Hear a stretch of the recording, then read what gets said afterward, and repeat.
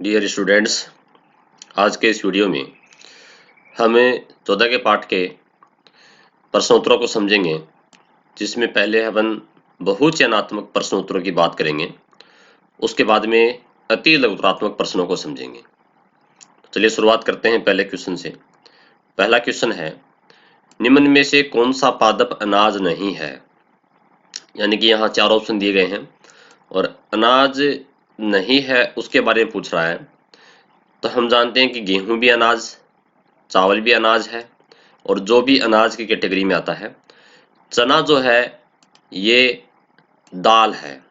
चना क्या है? दाल है, ये अनाज नहीं है, इसलिए इसका सही आंसर हो जाएगा चना। क्वेश्चन नंबर 2 है, इमारती लकड़ी, लकड़ी को अपन कास्ट भी कहते हैं विज्ञान की भाषा में। देखो, इमारत यानी कि इमारत के अंदर काम आने वाली इमारत, यानी कि जो बिल्डिंग है, मकान है, घर है, जैसे खिड़की है, दरवाजे हैं, ठीक है, टेबल है, कुर्सी है, वो इमारती लकड़ी कहलाती है। तो ये पौधे के कौन से भाग से प्राप्त होती है? जैसे अपन देखते हैं शीशम की लकड़ी, रोहिड़े की लकड़ी, बबूल की लकड़ी, ठीक। तो वैसे ये है, लकड़ी जो है कास्ट है, पौधे के कौन से भाग से प्राप्त होती है? तो इसका सही आंसर होगा द्वितीयक जाइलम। ठीक है, ये पौधे के द्वितीयक जाइलम से प्राप्त होती है। जो पौधे का तना है, जैसे मान लीजिए तना है, उसके बीचों बीच होता है जाइलम। ठीक है, और जाइलम के 2 भाग होते हैं, प्राथमिक और द्वितीयक। तो ये द्वितीयक जाइलम से प्राप्त होता है। और बाहर की तरफ ये जो भाग होता है, ये फ्लोएम होता है। फ्लोएम 2 प्रकार का होता है, प्राथमिक और द्वितीयक। परंतु यहाँ इमारती लकड़ी की बात कर रहा है, तो ये द्वितीयक जाइलम से प्राप्त होती है। क्वेश्चन नंबर 3 है, अफीम का कौन सा भाग औषधीय महत्व का है? देखो, ये क्वेश्चन बोर्ड परीक्षा में कई बार घुमा करके पूछा गया है कि अफीम पौधे के कौन से भाग से प्राप्त की जाती है, ठीक है, या अफीम का कौन सा भाग औषधीय महत्व का है? तो अफीम का जो फल है, वो फल औषधीय महत्व का है। और फल भी कैसा फल? कच्चा फल।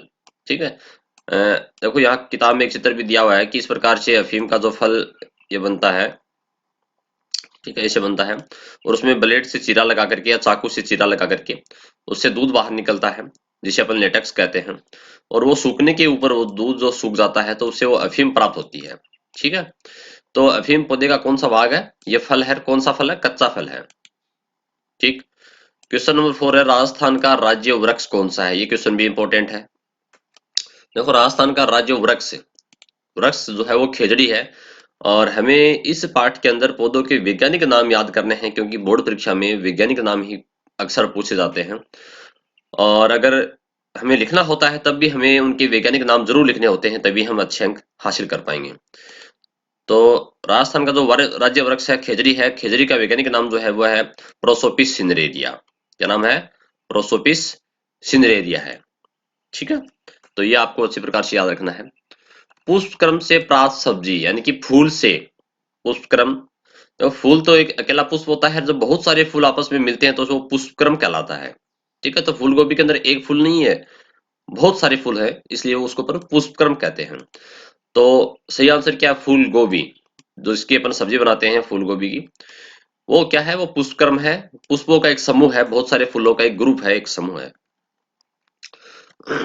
क्वेश्चन नंबर 6 है, ये भी इंपॉर्टेंट है, बोर्ड एग्जाम में कई बार पूछा गया है कि मधुमक्खी पालन कहलाता है। मधुमक्खी पालन को क्या कहते हैं? मधुमक्खियों को पालने को अपन कहते हैं एपीकल्चर। क्या कहते हैं? एपीकल्चर। और रेशम कीट पालन को कहते हैं सेरीकल्चर। ठीक है, दोनों ही इंपॉर्टेंट है। रेशम कीट को पालने का जो संवर्धन करने का जो तरीका है वो सेरीकल्चर कहलाता है, और मधुमक्खियों को पालने का संवर्धन करने का जो तरीका है वो एपीकल्चर कहलाता है। क्वेश्चन नंबर 7 है, मधुमक्खी के छाते में कितने प्रकार की मक्खियां पाई जाती हैं? जो मधुमक्खी का छत्ता होता है उसमें 3 प्रकार की मक्खियां होती हैं।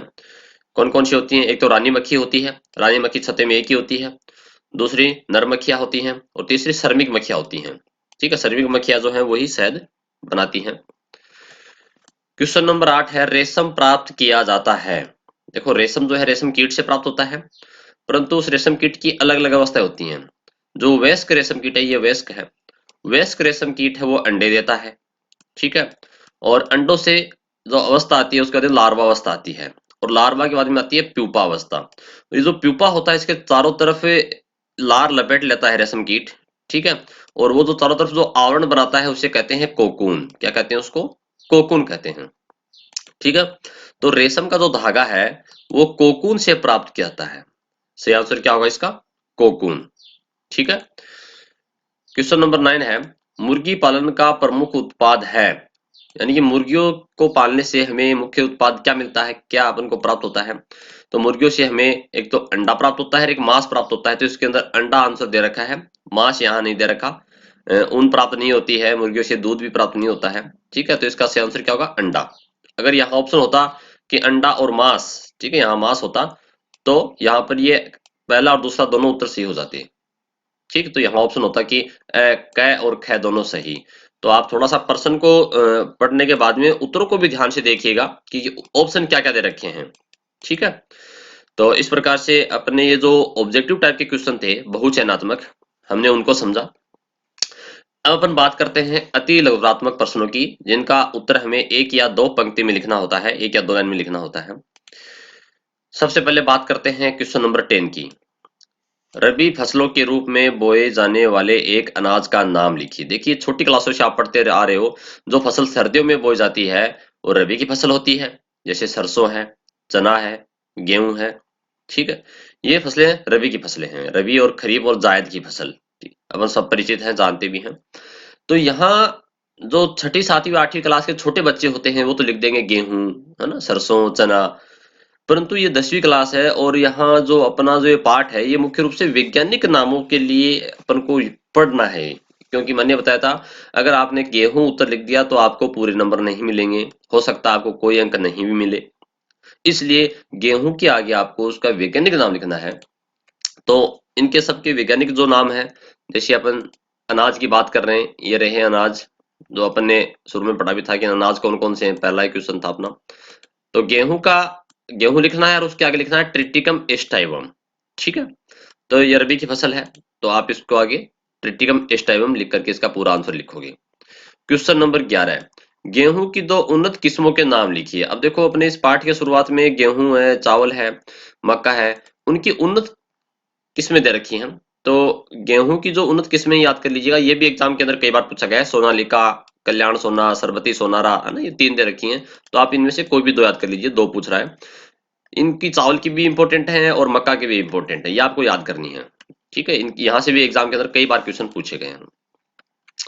क्वेश्चन नंबर 12 है, सर्वाधिक प्रोटीन युक्त दाल का नाम लिखिए। देखो दाल जो है वो उसमें चना है, मटर है, सोयाबीन है, ये सारी दाल कुल में आते हैं, मूंगफली है।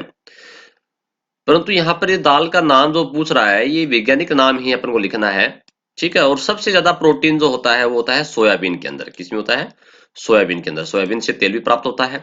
तो देखिए अपन दाल में आते हैं, ये रहा सोयाबीन। सोयाबीन के आगे आपको नाम लिखना है ग्लाइसिन मैक्स, ठीक है, इसका वैज्ञानिक नाम लिखना है। और इसमें सर्वाधिक प्रोटीन पाई जाती है, ठीक है। और सोयाबीन को की जो बीज है इनको पीस करके पाउडर बना करके और गोल गोल इस प्रकार से सोयाबीन बनाई जाती हैं, ठीक है। और जिनसे क्या बनती है? सब्जी बनती है, ठीक है। आपने सोयाबीन की सब्जी खाई भी होगी, काफी पौष्टिक होती है क्योंकि इसमें खूब मात्रा में प्रोटीन होता है। चलिए फिर आगे चलते हैं क्वेश्चन नंबर 13 पे। जड़ व तने से प्राप्त दो दो सब्जियों के नाम लिखिए, यानी कि ऐसी सब्जियां जो पौधे के जड़ से प्राप्त होती हैं, जैसे गाजर है, मूली है, ठीक है, या तने से प्राप्त होती है। तो उनको अपन को उनके सब्जियों के नाम लिखने हैं, वैज्ञानिक नाम जरूर लिखने हैं। वैज्ञानिक नाम मैंने बताया कि इंपॉर्टेंट है, वैज्ञानिक नाम के बिना आपके अंक नहीं मिल पाएंगे, आप अच्छे नंबर हासिल नहीं कर पाओगे। तो ये देखो ये रहा सब्जियों के वाला टॉपिक, सब्जियां, ठीक है। तो यहाँ जड़ और तने से पूछ रहा है, जड़ों से प्राप्त होने वाली सब्जियां कौन कौन सी है? नंबर 1 तो गाजर। गाजर का नाम क्या है? डोकस कैरोटा, ठीक है। ये डाया के ऊपर आप संदर्भ बिंदु लगा सकते हो, डोकस कैरोटा है ये, डोकस कैरोटा, ठीक है। कैरोटा यानी कि गाजर को अंग्रेजी में कैरेट कहते हैं, तो डोकस कैरोटा नाम याद कर लीजिएगा। दूसरा आप याद कर लीजिए इनमें से जो भी आपको सरल लगता है, जैसे सलजम का आपको सरल लगता है तो ब्रेसिका रापा याद कर लो, या मूली का याद कर लो, ठीक है, मूली का रेफेनेस सेटाइवस है। तो इस प्रकार से 2 तो होगी अपने जड़ों से प्राप्त होने वाली, और 2 है स्तंभ यानी कि तने से प्राप्त होने वाली। तो आलू जो है वो पौधे का तना है, ठीक है, लगता तो मिट्टी के अंदर है लेकिन ये तना होता है। तो आलू का वैज्ञानिक नाम क्या है? सोलेनम टिब्रोसम। और अरबी का वैज्ञानिक नाम क्या है? Colocasia esculenta. तो इस प्रकार से आप इनका नाम याद कर लीजिएगा।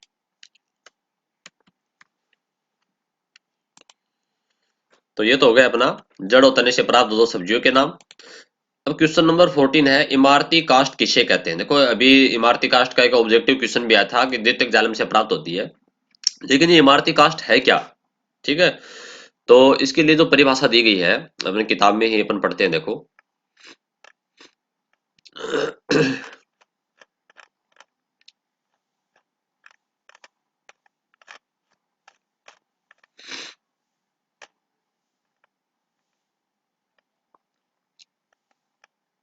ये रहा इमारती कास्ट का टॉपिक।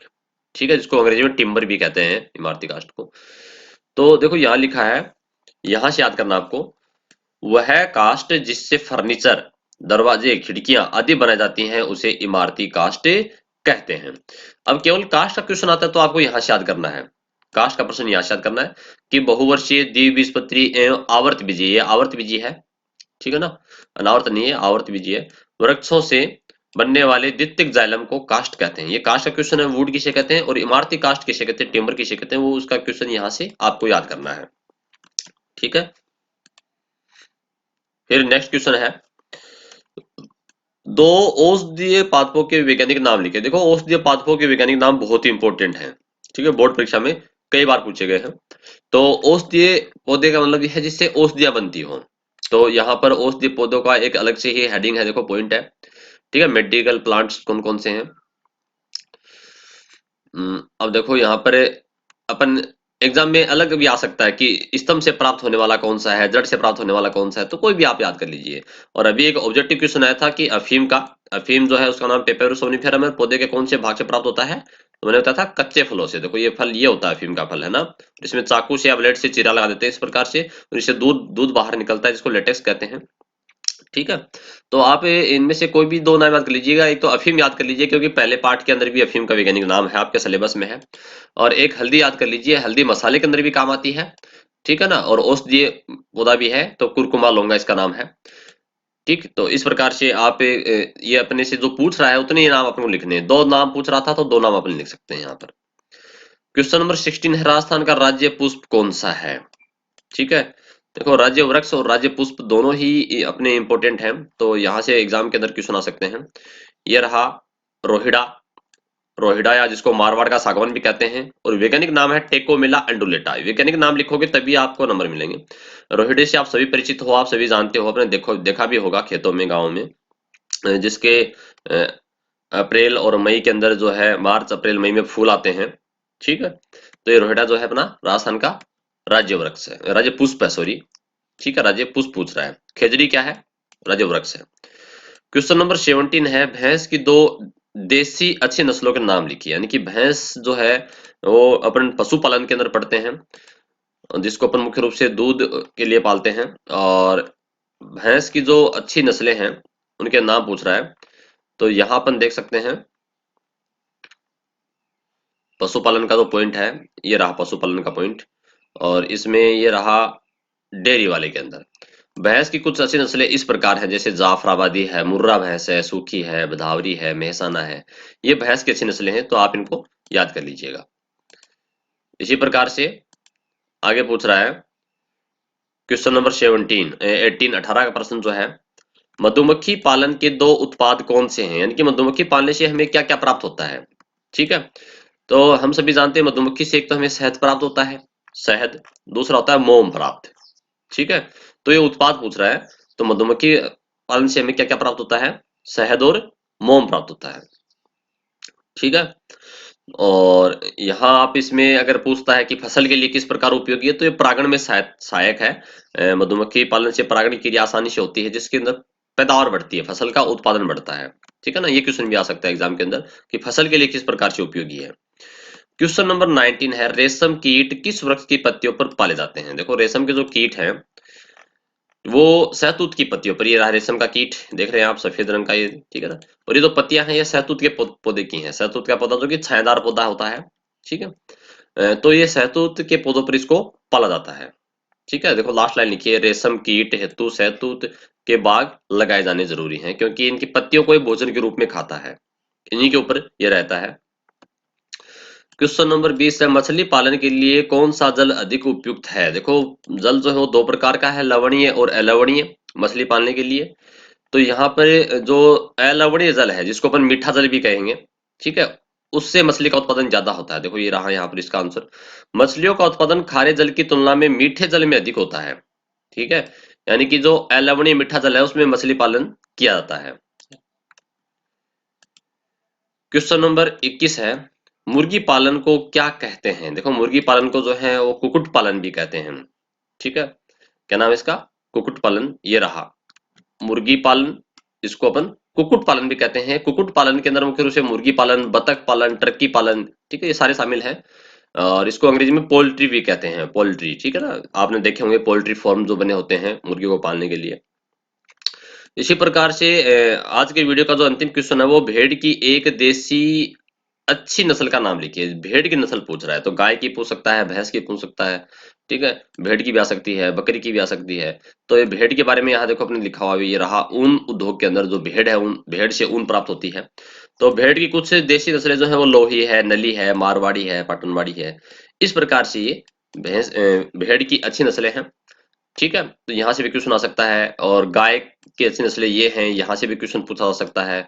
और बकरी की अच्छी नस्लें जो हैं वो सिरोही, बारबरी, कश्मीरी पश्मीना, ठीक है, जमुनापरी, ये है। तो आपको ये सारी याद करनी है, क्योंकि यहाँ से भी क्वेश्चन पूछे जा सकते हैं। और अगला जो वीडियो अपना होगा उसमें लघुतरात्मक प्रश्न और निबंधात्मक जो प्रश्न है उनके इस बारे में अपन जानकारी प्राप्त करेंगे। और क्योंकि अपन ने प्रत्येक टॉपिक के लिए पूरा पाठ अलग से समझ समझ लिया है, इसलिए अपन यहाँ प्रश्नों के उत्तर केवल ये समझेंगे कि कौन सा प्रश्न का उत्तर कहाँ से कहाँ तक है बुक के अंदर, किताब के अंदर, ताकि आप याद कर सको। और टॉपिक जो है उनके लिए अलग अलग वीडियो डाल रखे हैं, वहां से आप इनको देख सकते हो, समझ सकते हो। धन्यवाद।